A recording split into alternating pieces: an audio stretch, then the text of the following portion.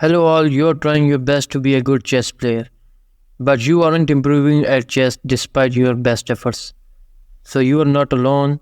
These are a normal part of chess improvement. So, I'm in a daily contact with leaders and students who wants to overcome a barrier in chess improvement. So, in this video, I listed the 7 most reasons why you may not be improving at chess. So, let's get towards the main topic. And the first point I think is the main important is the lack of practice. So let's start with the basics.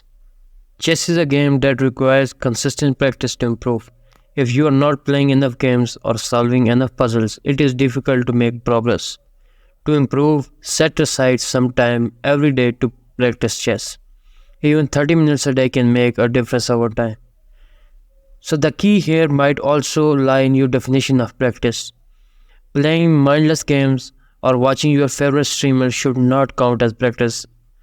I get emails from improvers who claim that they spend 5 hours on chess every day but can't improve, and they cannot reach more than 1,000 level rating. So once we apply my definition of practice, they are most spend 30 minutes every day practicing. The other 4.5 hours a day are spent consuming chess contents. Not ideal if you want to improve. This leads to our point number 2. So the point number 2 is the second reason why people fail to improve is consuming but not improving. So it is essential to understand the difference between consuming chess content and real chess practice. As a rule of thumb, practice is when you need to use your own head to get to a solution. This applies to solving puzzles, playing games, and going through books, courses while asking questions.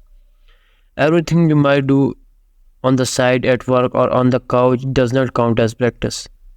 This includes watching YouTube videos, Twitch streams, reading the blog posts, and listening to podcasts.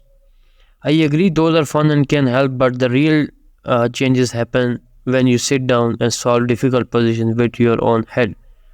So just instead of just playing random games, just try to think and make some sense out of your practice. And it's just a game, and do not pressurize yourself while playing the chess game. So the third point is linked to this second part, and which is the third point you can see on the board is lack of focus. So how does a lack of focus affect your improvement? So chess requires a concentration and focus. Solving puzzle or playing games only helps if you do it with good intensity.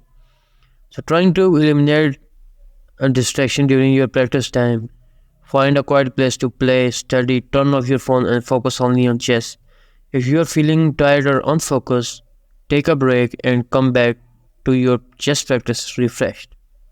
So it is hard to focus in games if you lack focus in practice session.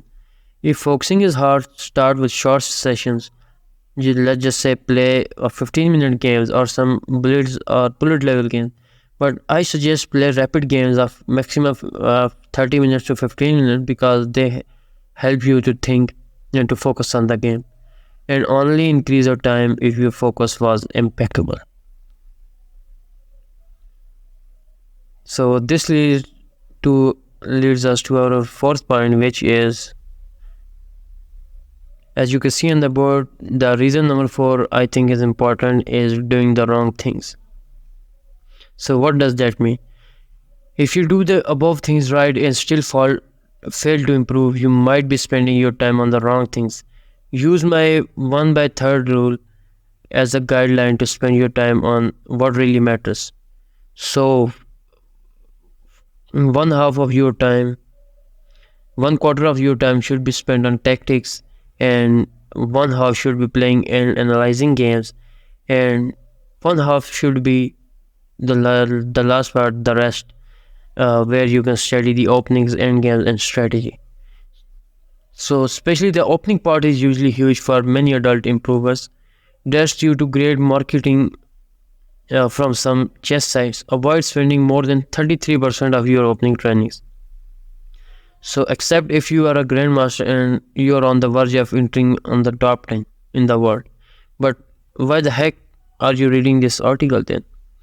So I think you should stick with some few openings, but you should focus on studying your end games, because end games get your result, and focusing in important. And there are a lot of tons of chess openings, and you should play and go for the end games and the middle games where you actually analyze the game and you can just control the board. So this was the reason number 4, and now we are heading toward the fifth reason, and which is not analyzing your own games. So I don't often use or analyze my own games, but I think I'm guilty of this and I should always look back. So playing without analyzing is not practice. It's essential to understand why you lost a game or missed a move. By analyzing your game, you can identify your weaknesses and work on improving them. So look for patterns in your games, such as mistakes you make frequently. And analyzing your games will also help you with the point number 4, which was how to not make a wrong move. So I'm extremely confident you will find a lot of tactical error in your game. So what do you think you should work on them? If you struggle with how to analyze your games, make sure to like this channel for more videos. So always analyze your games, and there is a option of bookmarking your previous games on Lichess, and you can just share it on another platform. You keep the track of the game, so this way you will have the game in hand, and whenever you need, you'll find that game. And if you find some good game, then you can email that game on my channel, and I'll be posting that on my accounts. So let's head toward the sixth point, which is not learning from your own mistakes. So how might we learn from our mistakes? So just because you analyze the game does not mean that you actually learn from your mistakes. Only knowing the knight takes e5 is a blunder, or queen at a5 takes e5 is not enough. Whenever you spot a mistake, ask yourself, why did I make this move? The goal here is to understand the reason for your mistake and then do it better next time. Do this both when you analyze your chess games, but also when you compare your puzzle solution to the real solutions. Don't be too harsh on yourself, though. Make mistakes is part of the process. No shame in doing so. The problem is making the same mistake over and over again. So always, the sixth point was analyze your mistakes and hope to not make much mistakes and learn from them. And the next number 6 point was not learning from your mistakes, and you should always focus on learn as much as possible. So this takes us to our last point, and the last point is lack of patience. Now at the end of this video, we have done everything right, and I am very confident you will see improvement in your chess. But know that improving in chess takes time and patience. Sometimes you can do all the right things but still hit a red block for a while. It's easy to get frustrated when progress seems slow. However, it's important to stay committed to the process. Set realistic goals for yourself and celebrate small victories along the way. Remember, the improvement in chess is a journey and it's not a destination. So be patient and try to learn as much as possible. Learn from your mistakes and don't be harsh on yourself.